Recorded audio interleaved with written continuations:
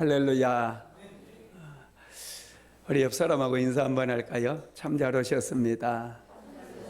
참 잘 오셨습니다.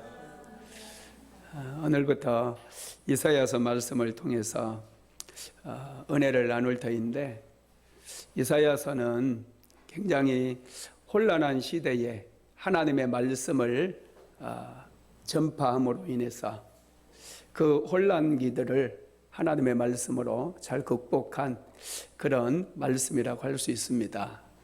우리가 계속해서 코로나 사태가 계속되어지고 있고 전 세계가 두려움에 빠져 있는데, 이사야서 말씀을 들으면서 우리가 어떻게 살아가야 되는지, 이 혼탁한 세대 가운데서 어떻게 빛으로 소금으로 살아야 될 것인지, 그것을 깨닫는 시간이 되기를 주님의 이름으로 축원합니다. 이사야서 저자는 여러분들도 잘 알다시피 이사야 선지자입니다. 물론 남왕국 유다 출신이고요. 우시야 왕 때부터 하나님의 말씀을 전파해서 히스기야 왕까지 4왕을 거치면서 선지자로 활동했던 그런 이사야 선지자가 기록한 성경책입니다. 이사야서 말씀은 전체적으로 한번 살펴보면은 남왕국 유다 백성들이 하나님의 말씀을 버리고 하나님을 떠났어요. 세상으로 따라가다가 결국은 멸망을 당하고 바벨론 포로로 끌려갔다가 다시 돌아온 후에 하나님의 은혜가 그들에게 부어져서 회복되어지는 그런 방대한 분량, 이사야 선지자는 60년 정도를 선지자로 활동을 했습니다.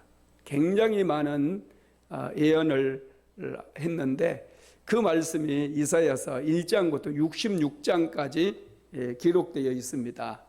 신학자들은 이사야서를 보통 두 개로 나누어서 말하는데 1장부터 39장을 제1 이사야서라고 얘기를 합니다. 이곳에는 우상에 빠진 하나님을 떠난 유다가 망할 것에 대한 예언이 기록되어 있고, 40장에서 66장까지를 제2 이사야서라고 그러는데, 이제 바벨론 포로에서 돌아와서 유다가 회복되어지는 것을 예언하는 그런 내용이 기록이 되어 있습니다. 그리고 55장부터 66장까지는 또 제3의 이사야를 제3 이사야라 이렇게 이름을 붙인 분들도 있어요. 이것은 먼 미래에 대해서 예언을 했기 때문에 그렇습니다. 특별히 우리가 이사야서를 읽어보면 놀라운 사실들을 몇 가지 발견할 수 있는데, 메시아의 탄생, 예수님의 탄생에 대한 예언이 많이 기록이 되어 있어요.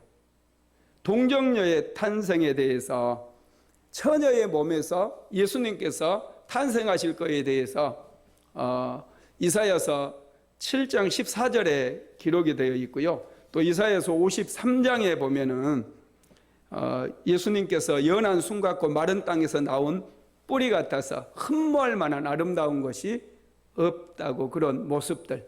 그 다음에 예수님께서 채찍에 맞으시고 고난을 당한 그 메시아에 대한 상이 기록이 되어 있습니다. 유대인들은 이사야서 53장을 건너뛴대요.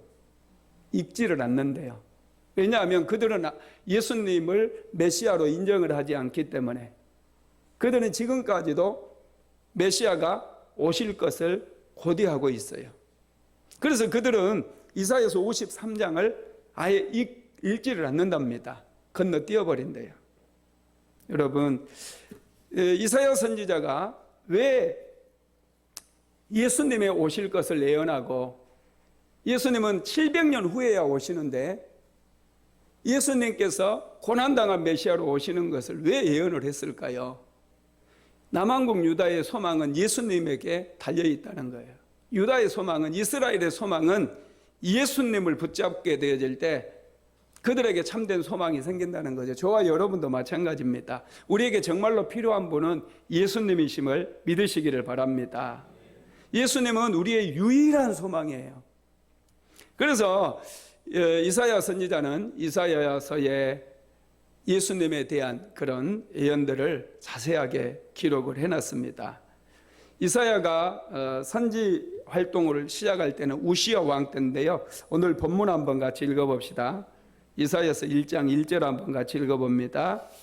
유다 왕 우시야와 요담과 아하스와 히스기야 시대에 아모스의 아들 이사야가 유다와 예루살렘에 관하여 본 계시라. 아모스의 아들 이사야, 선지자 아모스 그분의 아들 아닙니다. 그분하고 아무런 연관이 없습니다. 전승에 의하면은 우시야 왕의 사촌일 것이다, 이런 설이 있는데 이게 굉장히 유력한 것 같아요. 이사야서를 쭉 읽어보면 굉장히 수준이 높아요. 그냥 못 배운 사람이 기록한 성경이 아니라 아주 교육을 많이 받은 분이 이사야서를 기록했다는 걸 알 수 있어요. 그래서 많은 분들이 이사야는 아마 왕족이었을 거다, 그렇게 생각을 하고, 제 생각도 그렇습니다. 이사야는 왕족이었고 유다의 왕실에서, 그리고 또 귀족들에게 하나님의 말씀을 전했던 그런 선지자였다라는 것이죠. 이사야서를 자세히 보면은 이사야 선지자는 이사야서 6장에서 하나님의 거룩하신 임재를 경험하게 되는데요. 그것을 경험하기 이전부터 그는 하나님의 말씀을 선포하는 그런 선지자로서의 활동을 이미 하고 있었음을 알 수 있어요. 그런데 이사야서 6장에서 그가 하나님을 만나면서 그의 선지 사역이 완전히 달라지고 그가 전한 메시지의 방향이 완전히 달라지게 된다는 것이죠. 이사야서 6장 5절에 보면요, 화로다 나여 망하게 되었도다. 나는 입술이 부정한 사람이요 입술이 부정한 백성 중에 거하면서 만군의 여호와이신 왕을 배웠음이로다. 하나님의 임재 앞에서 그는 탄식할 수밖에 없었어요. 하나님의 거룩하신 임재 앞에서 자기 자신의 죄를 발견합니다. 그가 첫 번째로 고백했던 것은 화로다 나여 망하게 되었도다. 나는 입술이 부정한 사람이요 입술이 부정한 백성 중에 거하면서 만군의 여호와이신 왕을 배웠음이로다 그랬어요. 입술이 부정했다는 거예요. 그 부정한 입술로 왕에게 또 왕족들에게 이스라엘 왕실에서 하나님의 말씀을 전했다는 사실을 깨닫게 된 거예요. 그래서 자기 자신이 망하게 되었다는 거예요. 자기가 정말로 지금까지 전했던 메시지가 잘못되었다는 거예요. 그러면서 그렇게 탄식할 때에 하나님께서 천사를 보내가지고 성전 제단에 있는 불이 활활 타오르는 핀 숯불을 가지고 와서 이사야의 입술에 대어줍니다. 그러면서 하나님께서 말씀하시기를 이제 내 악이 제하여졌고 내 죄가 사하여졌느니라, 이런 말씀을 주셔요. 그 후에 하나님의 음성이 들리는데요, 그게 이사야서 6장 8절에 나와 있어요. 한번 찾아보실까요? 이사야서 6장 8절 같이 읽어보겠습니다. 내가 또 주의 목소리를 들으니 주께서 이르시되 내가 누구를 보내며 누가 우리를 위하여 갈고 하시니 그때에 내가 이르되 내가 여기 있나이다 나를 보내소서 하였더니. 이사야 선지자는 하나님의 임재를 경험하기 전에도 선지자로 활동을 했지만 그때 전한 하나님의 말씀은 전부 잘못된 말씀이었다는 것을 그가 깊이 깨닫습니다. 그래서 자기의 입술이 부정한 입술이라고 고백을 했어요. 그때 하나님께서는 제단 숯불로 이사야의 입술을 정결케 해주십니다. 그리고 나서 누가 나를 위하여 갈고, 그때 이사야 선지자는 내가 여기 있나이다 나를 보내소서, 이렇게 고백을 하게 되어져요. 이사야가 활동하던 시대에 남왕국은 우시야 왕이었는데요, 우시야 왕 때 남한국은 굉장히 부유했습니다. 경제적으로 아주 잘 살았어요. 남한국 유다 사람들도 아주 부유하게 살았습니다. 그래서 이사야 선지자는 우시야 왕에게 굉장히 큰 기대를 걸었어요. 다윗과 솔로몬 시대의 그런 전성기를 우시야 왕을 통해서 기대를 걸었던 거예요. 우시야 왕 때에 남한국 유다는 경제적으로 다시 한번 중흥기를 맞이했고 잘 살았어요. 이사야 선지자의 생각은 하나님의 은혜라고 생각을 합니다. 이것이 하나님께서 우리에게 은혜를 주셨고 남한국 유다의 백성들이 신앙생활을 잘하고 열심히 하나님을 믿으니까 하나님께서 주신 축복이라고 그들은 생각을 했다는 거예요. 그렇게 생각하고 거기에 맞는 메시지를 이스라엘 백성들에게 선포를 했었는데 하나님의 임재 앞에 섰을 때 그는 엄청난 충격을 받은 거예요. 자신이 지금까지 전파했던 그 메시지가 잘못된 메시지였다는 것을 그는 깨닫게 되어지고 화로다 나여 망하게 되었도다 이렇게 고백하게 되었다라는 것이죠. 오늘날 교회가요 우시야 왕 때와 굉장히 비슷합니다. 대한민국은 단군 이래로 가장 잘 사는 그런 나라가 되었어요. 어느 나라도 고려시대, 조선시대, 세종대왕 시대 어떤 시대보다도 지금 대한민국은 태평성대를 누리고 백성들은 부유하게 잘 살고 있습니다. 교회도 아주 부유해졌어요. 그런데 여러분 오늘 이 시대에 정말 물질적으로 풍요로운 이 시대 우리는 이 모든 것들을 하나님의 은혜라고만 생각해서는 안 될 것 같아요. 왜냐하면 이 시대에 하나님께서 우리에게 하고 싶은 말씀이 있는 거예요. 코로나 바이러스가 얼마나 많이 여러분 전 세계를 휩쓸고 다닙니까? 이번에 폭우가 내려가지고 일본에서는 막 사람도 많이 죽고 차들이 둥둥 떠내려 다니는 거 보지 않았습니까? 대한민국도 마찬가지입니다. 여러분 대한민국도 굉장히 지금 어려운 시기를 살아가고 있어요. 교회들 못지않게 여러분 교회들도 모든 경제적으로는 부유해졌고 풍요로워졌지만 오히려 제약은 더 늘어가고 있어요. 가난한 자들은 더 소외되어지고 정말 기도하는 사람들은 오히려 더 작아져가고 있다는 거예요. 새벽을 깨우면서 기도했던 우리 믿음의 선진들 성도들 숫자는 많지 않았지만은 새벽마다 성전이 가득 찼어요. 제가 어려서 새벽기도 나가면 그 시골 교회 성도들 눈물 흘려서 새벽마다 기도했어요. 제가 신학교 다닐 때만 해도 삼각산에 가면은 삼각산에서 올라가는 입구부터 시작해가지고 그 능력봉까지 얼마나 많은 사람들이 밤새도록 기도했는지 몰라요.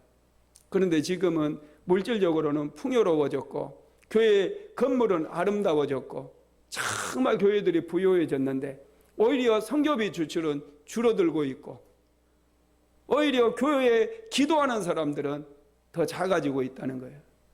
새벽을 깨우는 사람들은 연세 드신 할머니, 할아버지들 극소수의 사람들만 새벽을 깨우면서 기도하고 있는 이런 모습들을 봅니다. 이런 때에 하나님께서는 이 땅에 코로나 바이러스라고 하는 아주 무시무시한 전염병을 보내셨어요. 이런 때 우리가 어떻게 살아야 될까요? 이사야 선지자는 이스라엘 백성들이 지금 굉장히 잘 살고 있는 그런 때에 지금 하나님의 거룩하신 임재를 경험했어요. 그리고 나서 그의 메시지가 달라지기 시작했어요. 이스라엘 백성들을 향한 그의 선포가 달라지기 시작했다는 거예요.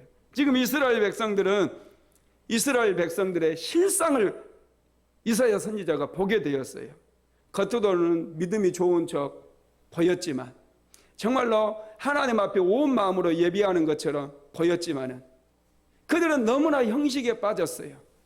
하나님께서는 하나님께 가지고 나온 예물을 보면은 절은발이나 이 병에 걸린 것들을 가지고 나오는 그런 모습들을 이사야 선지자는 지적을 하고 있다라는 거예요. 이 남왕국 유다 백성들이 마음이 완전히 부패해져 있다는 거예요. 우리는 말씀으로 돌아가야 돼요. 하나님의 말씀을 내 마음속에 비춰봐야 돼요. 그때 우리의 상황이, 우리의 상태가 점검이 되어질 수 있어요. 세상의 어떤 것으로도 우리의 마음의 부패한 상태를 점검할 게 없습니다. 하나님의 말씀만이 내 상태가 지금 어떤 상태인가를 밝히 보여줄 수 있다는 것이죠. 여러분, 부패한 것은 사용할 수가 없습니다. 아무리 맛있는 음식도요, 상에 있으면 부패하고 냄새가 나면 다시 그것을 다시 맛있는 요리로 바꿀 수가 없어요. 한번 부패해버리면 버릴 수밖에 없습니다. 여러분, 정말 중요한 것은 뭐냐면 교회예요. 우리 그리스도인들입니다. 여러분, 우리의 신앙생활이 부패해버리면요, 정치도 부패하게 되어 있고 경제도 부패하고 교육도 부패하고 온 사회가 다 부패할 수밖에 없어요. 그때 이제 어려움이 찾아옵니다. 이 대한민국의 사회가, 교회가 너무나 많이 부패하다 보니까 정말 이 전 세계에 어려움이 찾아오지 않았나. 전 세계가, 교회가 많이 번질해서 빗나가 버렸어요. 그러다 보니까 이 땅에 이런 어려움들이 찾아온다라는 것이죠. 성직자들도 정말 옛날 목사님들하고 많이 달라요.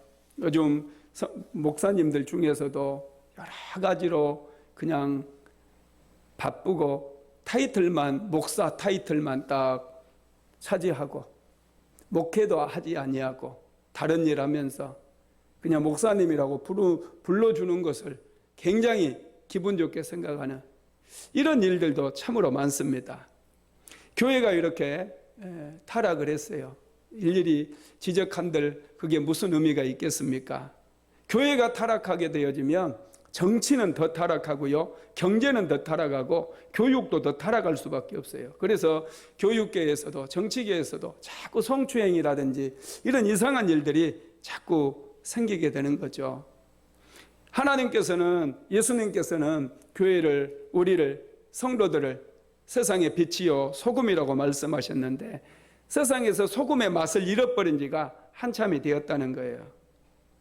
이럴 때 여러분, 반드시 국가적인 어려움이 찾아오게 되어 있어요. 여러분들 기억하실 거예요. 2002년도 대한민국에서는 세계 월드컵 경기가 열렸어요. 많은 붉은 악마, 빨간색 티셔츠를 입은 붉은 악마들이 서울 한복판에 광장에 모여서 응원하고, 여러분 얼마나 열광을 했습니까?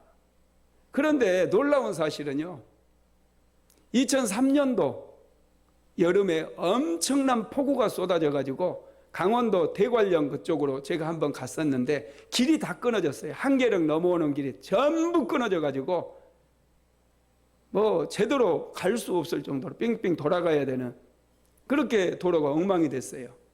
그리고 2004년도 겨울에, 2003년 겨울이죠. 겨울에 어마어마한 폭설이 또 내렸어요. 폭설이. 그래서 호남 평야 쪽에, 전라남북도, 충청남도 이 지역에 비닐하우스가 수도 없이 무너져 내려버렸어요. 이런 재앙들이 우연히 일어나는 게 아니라는 거예요. 그래서 그때 저도 그것을 성도들에게 얘기하고 회개하고, 우리가 나라의, 이 대한민국의 모든 죄들을 하나님 앞에 올려드리면서 회개하고 그랬던 적이 있습니다. 여러분, 이런 하나님의 마음, 하나님의 사인을 우리는 빨리 알고 먼저 하나님의 말씀 앞에 우리 자신들을 점검하면서 하나님께 회개할 때에 하나님의 은혜가 다시 한번 부어진다는 사실을 믿으시기를 바랍니다. 이사야 시대에, 이사야가 활동하던 시대는 우시아 왕, 요담 왕, 아하스 왕, 히스기야, 이 4명의 왕 시대 60년 정도 이사야 선지자가 말씀을 전했는데 두 번의 큰 위기를 만나게 되어집니다. 첫째는 아하스 왕 때 북왕국 이스라엘과 이 아람 나라, 이 수리아, 이 아람 나라가 연합을 해가지고 남왕국 유다를 쳐들어왔어요. 그래가지고 남왕국 유다가 만신창이가 되어집니다. 온 남왕국 유다를 다 휩쓸고 다니면서 그들이 백성들을 포로로 끌고 가고 성읍을 불태우고 엉망으로 만들어 놨어요. 두 번째로는 히스기야 왕 때 아수르 군대 18만 5천 명이 온 이스라엘 땅을 완전히 다 불태우고 이제 마지막으로 예루살렘을 포위를 한 그런 때가 있었어요. 두 번 다 국가적인 위기였고 남왕국 유다가 멸망당할 수밖에 없는 그런 상황이었습니다. 그때 이사야 선지자는 하나님의 말씀으로 왕에게 선포하고 왕들에게 하나님의 말씀으로 길을 보여줬어요. 그때 이스라엘 왕들은 히스기야의 이사야 선지자의 말을 듣고 그대로 행하게 되어집니다. 그때 하나님께서 이 남왕국 유다를 위기 가운데서 건져주시고 다시 한번 그들이 회복될 수 있도록 은혜를 베풀어 주셨어요. 그리고 적들은 오히려 망하게 만들었다라는 것이죠. 하나님의 말씀을 들었을 때 남왕국 유다는 멸망해서 건짐을 받을 수 있었어요. 저와 여러분도 하나님의 말씀을 제대로 듣고 하나님의 말씀을 의지해서 우리가 기도하게 되어질 때 이 대한민국의 코로나 바이러스 사태는 끝나게 될 줄로 믿습니다. 백신이 개발된다고 해도 치료제가 나온다고 할지라도 여러분 코로나 바이러스는 하나님의 은혜가 없으면 계속해서 사람들을 고통스럽게 만들고 힘들게 합니다. 하나님의 은혜가 부어지면 어느 날 갑자기 싹 사라져 버려요. 여러분 스페인 독감이요, 조류 독감이 한번 스페인에 엄청나게 유행한 적이 있었어요. 많은 사람들이 백신을 기다리고 치료제를 기다렸어요.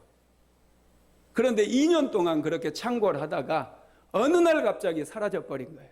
어느 날 갑자기 이 바이러스가 사라져 버렸어요.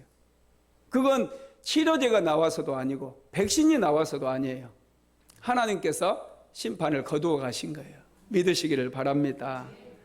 그래서 이 시대는 하나님의 말씀을 잘 들어야 되는 시대고 마음을 낮추고 하나님의 말씀을 받고 우리가 그 말씀, 받은 말씀으로 기도해야 되는 시기라는 것을 믿으시기 바랍니다. 이사야 선지자는 하나님의 말씀을 전하기 전에 먼저 하늘과 땅을 초청하고 이스라엘 백성들을 고발하는 일을 먼저 합니다. 자, 2절 한번 오늘 본문 이사야서 1장 2절 같이 한번 읽어봅니다. 하늘이여 들으라, 땅이여 귀를 기울이라. 여호와께서 말씀하시기를 내가 자식을 양육하였거늘 그들이 나를 거역하였도다. 아멘. 하늘과 땅을 초청을 해가지고 지금 이사야 선지자가 남왕국 유다 백성들을 고발합니다. 무엇을 고발하느냐? 첫째는 이스라엘 백성들이 하나님을 버렸다는 거예요. 자, 2절에서 3절까지 다시 한번 읽어보겠습니다. 하늘이여 들으라, 땅이여 귀를 기울이라. 여호와께서 말씀하시기를 내가 자식을 양육하였거늘 그들이 나를 거역하였도다. 소는 그 임자를 알고 나귀는 그 주인의 구유를 알건만은 이스라엘은 알지 못하고 나의 백성은 깨닫지 못하는도다 하셨도다. 하나님께서 남왕국 유다를 자녀로 여기시고 그들에게 은혜를 베풀어 주셨고 그들을 너무너무 사랑하셨어요. 그런데 이스라엘 백성들은 하나님을 거역했다는 거예요. 하나님을 떠났다는 거예요. 하나님을 버려버렸다는 거예요. 그렇게 많은 은혜를 내려주셨어요. 애굽의 종살이에서 해방시키셨을 뿐만 아니라 홍해바다를 가르시고 그들에게 불기둥과 구름기둥을 내려주시고 만나도 내려주시고 이스라엘 백성들에게는 여러분 특별한 은혜가 너무나 많아요. 그들에게는 하나님의 말씀이 있잖아요. 그들에게는 제사장들이 있었잖아요. 하나님 앞에 예배드릴 수 있는 성막이 있었고 성전이 있었잖아요. 할례도 있었고 믿음의 조상 아브라함도 있었고 정말 하나님께서 이루 말할 수 없는 그런 은혜들을 이스라엘 백성들에게 주셨습니다. 그런데 이스라엘 백성들은 하나님을 버려버렸다는 거예요. 하나님을 거역하고 하나님을 떠났다는 거예요. 이 행위는 짐승만도 못한 행위라는 거예요. 그래서 소와 나귀가 나오는 거예요. 소와 나귀는요, 짐승들 중에서도 고집이 가장 센 짐승들이, 소는요 얼마나 고집이 세든지 코를 뚫어버려야 돼요. 코를 뚫어가지고 이게 말을 안 들으니까 끌고 가야지 끌고 갈 수 있어요. 소는 지독하게 말 안 들어요. 저는 소를 키워봐가지고 알아요. 소는 그래서 말을 안 들어서 콧뚜레를 해요. 콧뚜레. 말 안 듣는 사람은 좀. 나귀도 정말로 말을 안 들어요. 나귀도 말을 진짜 안 듣는 그런 짐승입니다. 여러분, 하나님의 말씀을 떠나고 하나님을 거역한 이스라엘 백성들은 이 짐승만도 못하다는 거예요. 소와 나귀는 구유를 안 돼, 여물통을 안 돼. 그래서 자기의 먹이를 주는 주인을 알아보는데, 이스라엘 백성들은 그렇게 자기들을 사랑했고 지켜주었고 돌봐주었던 하나님을 잊어버렸다는 거예요. 떠나버렸다는 거예요. 거역했다는 거예요. 그래서 지금 소는 임자를 알고 나귀는 주인의 구유를 알건만은 이스라엘은 알지 못하고 나의 백성은 깨닫지 못하는도다, 이렇게 외치고 있는 것입니다. 두 번째로는 이스라엘이 세상을 따라가서 완전히 부패해 버렸다는 거예요. 4절 한번 같이 읽어봅니다. 슬프다 범죄한 나라요, 허물진 백성이요, 행악의 종자요, 행위가 부패한 자식이로다. 그들이 여호와를 버리며 이스라엘의 거룩하신 이를 만홀히 여겨 멀리 물러갔도다. 하나님의 말씀을 거역했는데 이제는 정말로 악인이 되어버렸다는 거예요. 하나님의 말씀만 떠났을 뿐인데, 사람은 본성적으로 죄가 우리를 지배하고 있기 때문에 하나님의 말씀을 떠나버리면요, 우리는 금세 악인이 될 수 있어요. 금세 악해질 수 있다는 거예요. 이스라엘 백성들이 하나님의 말씀을 떠났어요. 하나님을 떠났어요. 그렇다고 한다면 그래도 그동안 그들이 하나님의 말씀을 배운 게 있고 또 살아온 습관이 있기 때문에 악을 행하지는 않을 것 같은데, 정말 부패해가지고 악인 중에 악인이 되어버렸다, 이런 말씀입니다. 하나님을 떠나게 되어지면요, 여러분 삶이 부패하게 되어 있다는 것이죠. 그래서 그들이 하나님을 떠나서 그렇게 마음이 완전히 부패한 결과가 어떻게 됐느냐. 자, 5절에서 6절 한번 같이 읽어봅니다. 너희가 어찌하여 매를 더 맞으려고 패역을 거듭하느냐. 온 머리는 병들었고 온 마음은 피곤하였으며 발바닥에서 머리까지 상한 곳이 없이 상한 것과 터진 것과 새로 맞은 흔적뿐이거늘 그것을 짜며 싸매며 기름으로 부드럽게 함을 받지 못하였도다. 그들이 매를 맞아 머리부터 발끝까지 상한 곳이 없다는 거예요. 누가 이걸 치셨다는 거죠? 하나님이 치셨다는 거예요. 하나님은 자기 백성들을 사랑하시기 때문에 그들이 다른 길로 가게 되면 바른 길로 인도하기 위해서 회초리를 때린다는 거예요. 여러분, 어렸을 때 잘못하면 부모가 회초리를 때리지 않았습니까? 왜 회초리를 때립니까? 잘못했으니까 다시는 그렇게 잘못된 길로 가지 말고 바르게 인생을 살라고 회초리를 치잖아요. 이것처럼 이스라엘 백성들이 하나님을 떠나서 악을 행하고 그들의 마음이 부패하니까 바르게 살아가라고, 하나님께로 다시 돌아오라고 하나님께서 그들을 때렸는데 머리부터 발끝까지 상한 곳이 없대요. 그들이 여러분 상처를 받으면 싸매주고, 옛날에는 약이 없으니까 기름을 발랐는데 기름도 바르고 그래야 되는데 그럴 시간이 없이 자꾸 악을 행하니까 자꾸 맞아서 그렇게 그들이 성한 곳이 없게 되어버렸다는 거예요. 그럼에도 불구하고 이스라엘 백성들이 하나님께로 돌아오지 않았다는 거예요. 뿐만 아니라 땅은 황폐하게 되었고 성읍은 불에 탔다고 그러는데요. 7절에서 8절까지 같이 읽어봅니다. 너희의 땅은 황폐하였고 너희의 성읍들은 불에 탔고 너희의 토지는 너희 목전에서 이방인에게 삼켜졌으며 이방인에게 파괴된 같이 황폐하였고 딸 씌워놓은 포도원의 망대같이 참외밭의 원두막같이 외어싸인 성읍같이 겨우 남았도다.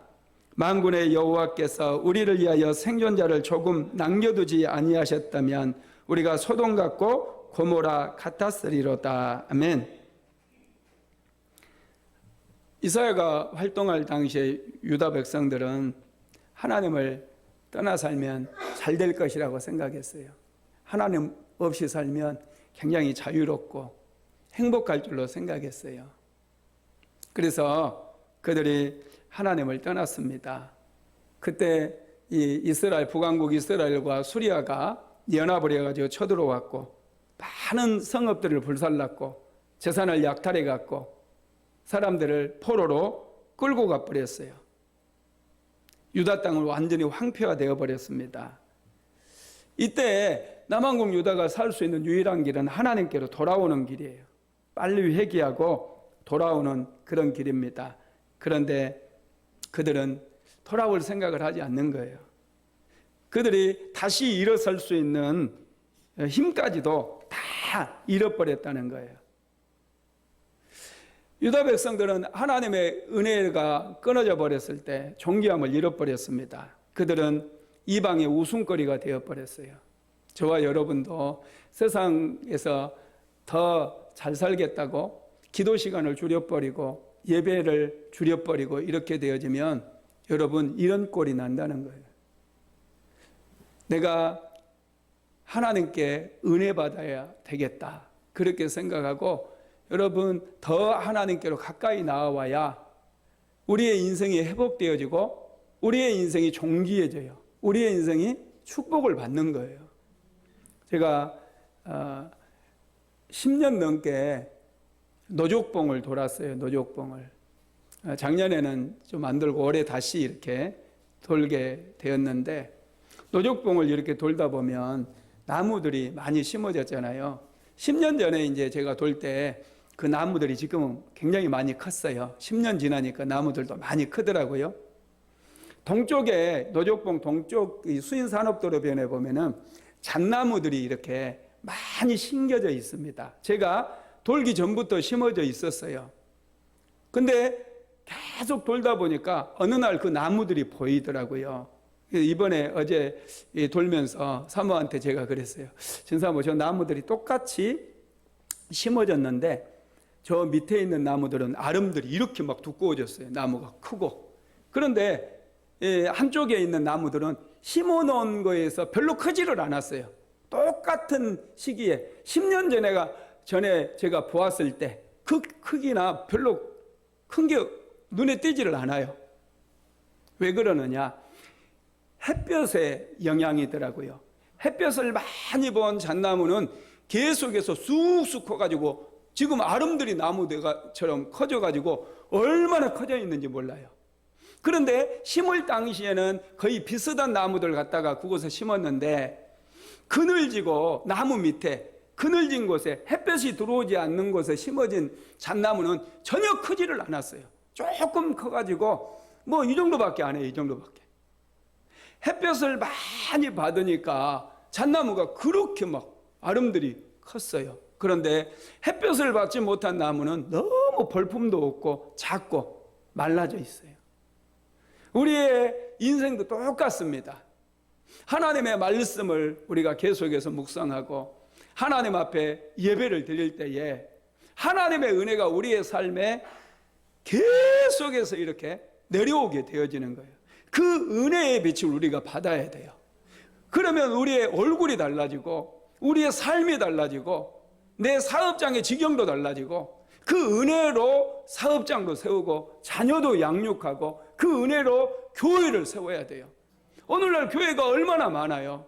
그런데 교회가 여러분 돈으로 세워져도 안 되고 하나님의 은혜로 세워져야 돼요. 사람의 힘과 노력한다고 여러분 교회가 세워집니까?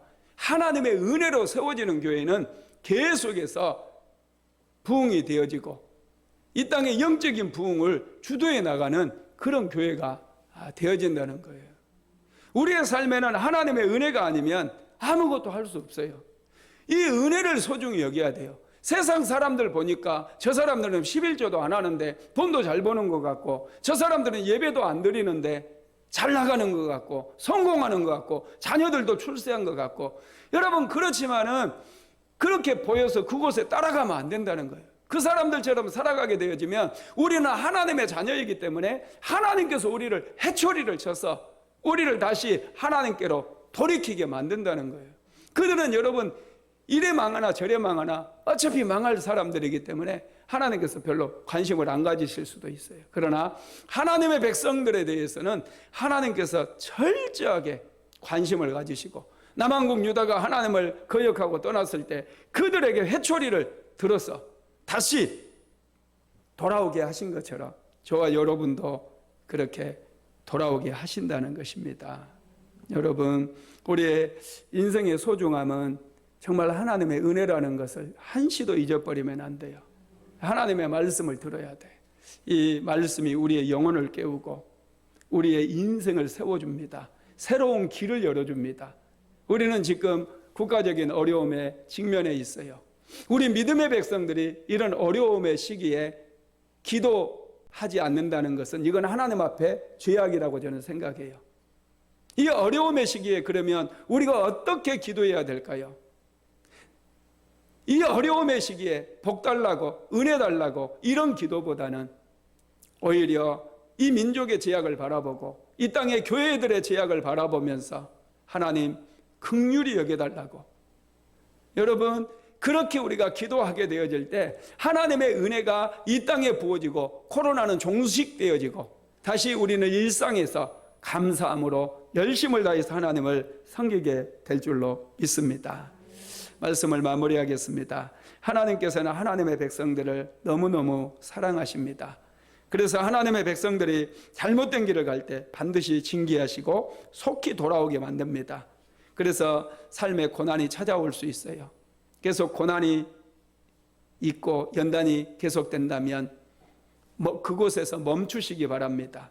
그리고 말씀으로 돌아가서 내 자신의 죄악을 바라보고 내 자신의 탐심을 바라보고 정말 하나님께서 나를 향하신 뜻이 무엇인가 다시 한번 생각하게 되기를 주님의 이름으로 축원합니다. 이사야 시대의 이스라엘 백성들은, 남한국 유다는 여러분 하나님의 거룩한 제사장 국가로 하나님 앞에 선택을 받았어요. 그런데 그들은 제사장 국가로서의 정체성을 잊어버렸어요. 그래서 하나님께서 그들을 징계하셨고 그들이 위치를 바로 찾을 수 있도록 인도하신 거예요. 그럼에도 불구하고 그들이 자기의 자리를 찾지 못했을 때, 그들이 소와 나귀처럼 고집을 부렸을 때 그들은 결국 나라가 망하게 되었고 바벨론의 포로로 끌려가 버리고 말았다라는 것이죠.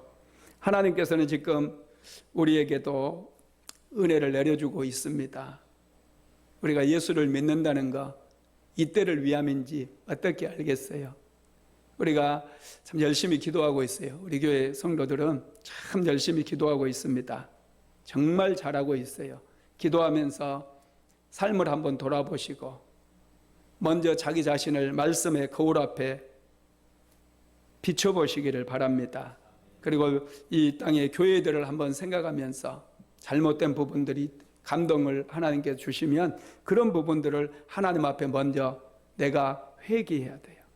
회개할 때에 하나님께서 은혜를 주시고 하나님께서 우리에게 새로운 길을 열어주심을 믿으시기를 바랍니다.